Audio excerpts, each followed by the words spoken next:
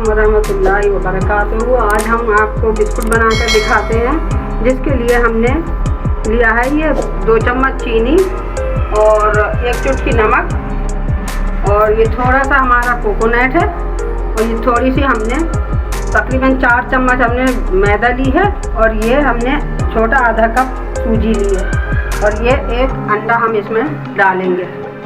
ठीक है, बिस्मिल्लाहिर्रहमानिर्रहीम। और 2 चम्मच हम इसमें डालेंगे घी।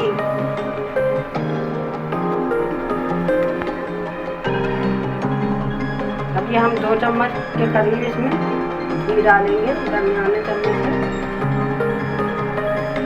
और 1 अंडा हम इसमें डालेंगे। फिर हम इसको अच्छी तरह पीस लेंगे।